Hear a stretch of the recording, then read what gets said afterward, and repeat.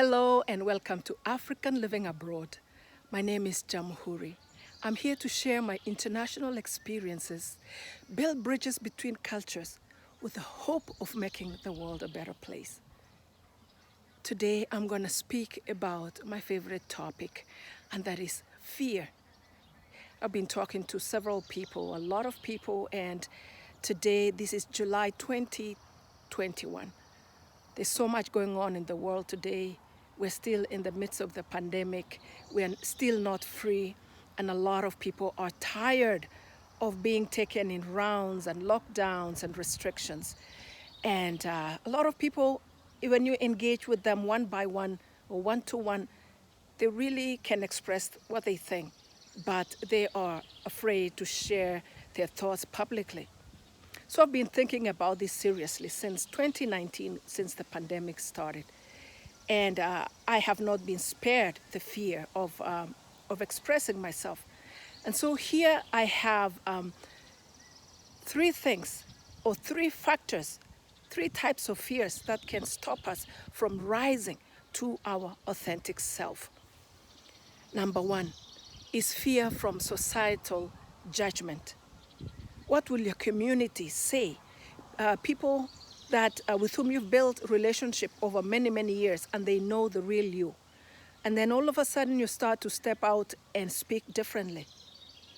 Just this week, I was listening to someone, a teacher, and he said that, you know what, when we step out into authentic self, it's very scary. But it doesn't mean that we're being a new person. We are just revealing the real us to the world. That's really amazing, the real world, the real us. And when I search myself and think about this, I think that I'm not really a different person. There's a lot of things that I've not shown the world, that I've not shown my friends. Only my family know me very well.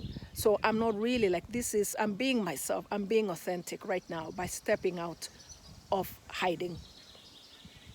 And so we fear that our community will shun us, our friends will kind of don't want to be associated with us, and we may be considered insane.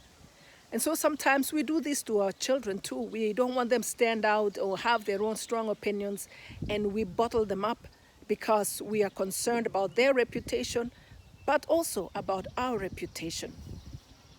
Number two is fear of religious judgment. I think all of us have belonged to a religious group at one point or another in our life. And we know that religious groups is about conformity, about uniformity. It's about hierarchy. And so when we belong to a religious group, we can't really step out into the society by ourselves and start doing things and expressing ourselves. We are held captive, and we have to go through many hierarchies to express ourselves, and most of the time they say no. And so I feel that there's so much that has been bottled down or bottled up because of religion and because of religious fears. Number three, fear of judgment by the authorities. I mean, this is a really big one because we all, we feel that people think that we're just made of our profession, and that's it. You go to work morning, come back in the evening, and do the same throughout the year until you retire. And but that is not really all we are. We have so many parts of us, so many a lot of different things, and a calling more than just our profession. And so when we step out and show the real world and do something else on the side, we are concerned about, what will the authorities in our workplace or even in our community, what will they say? And I have to deal with this very much every time, because when I went on YouTube, it's like hush hush for me. I didn't want people in my workplace to know that I'm on YouTube. And so, because when you start to express yourself, you're not sure whether, you might lose your status, your job, or even get arrested. In some countries, yes, being arrested is something very serious, and it can happen very quickly over a small thing. But to the authorities, it may not be a small thing. It could be a threat. And so sometimes we feel that when we step out and express ourselves, That maybe on Monday we might be called by a boss and to have a talk about this, the new us. And so these fears create major conflict in us, within us, to rise or not to rise, to speak or not to speak. And I can assure you that it will cost you something. It may cost you something to rise. So I think it's good to count the cost, what you might lose, whether your religious group, whether your friends, whether your community. It can be a very lonely, lonely journey. And I have to throw a bonus, number 4. Fear of being judged for being a woman. I mean, even in 2020, 21, yeah, we women still are fearful that we might be judged for speaking out and overshadowing our spouse, and just, that religion and society has made some rules that really hinder women from rising. But I believe that even women have a calling for society, for the community. And I think that when women rise to speak and to do what they need to do, they bring healing to the world and nurture. So I feel that, I'm very thankful that my family has released me to do what I'm doing, to speak about what I need to speak, because they know me very well, that I'm more happy when I'm free, when I'm free to express myself. And so, this is very, very important. Being a woman and standing out and speaking is a very scary thing. And in 2019 to 2021, I have been observing what's going on within me and within my friends and other people. And there have been what I would call ultimate fear of the pandemic times between 2019 to 2021, as we speak now.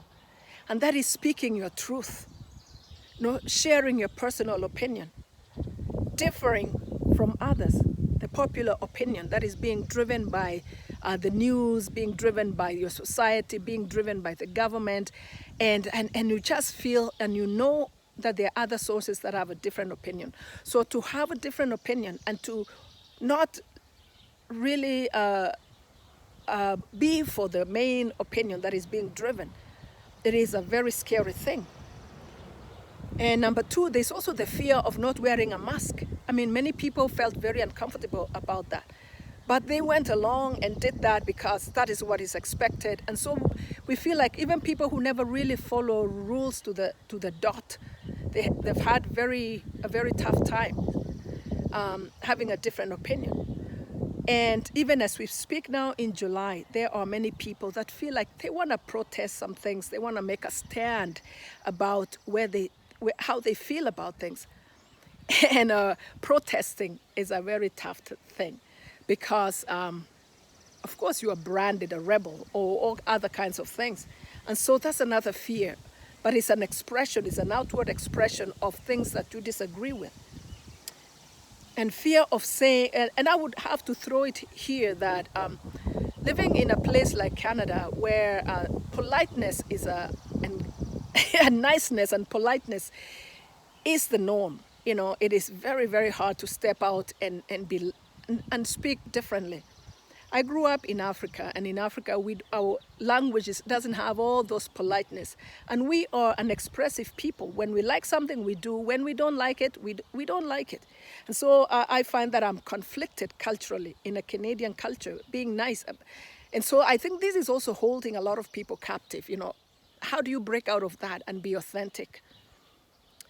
And another fear is a fear of saying no to the vaccine. Not everybody's for the vaccine, because they have their own research and they believe they have another opinion that they believe in. And that is another fear, a very huge one up to this point. And when you speak and you say a different opinion, then again, you're fearful of being considered controversial.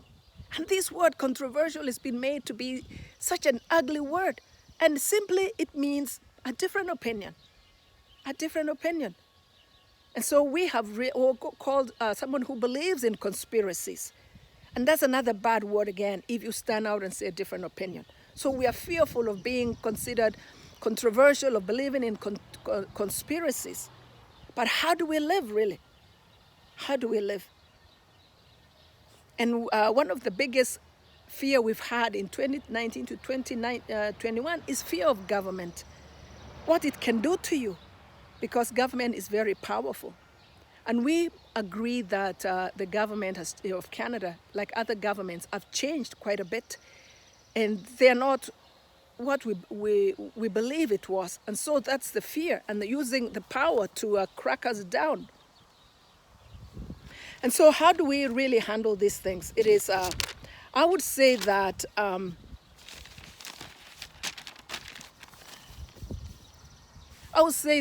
fear is here to paralyze us, actually. It can paralyze humanity by shutting our voice down.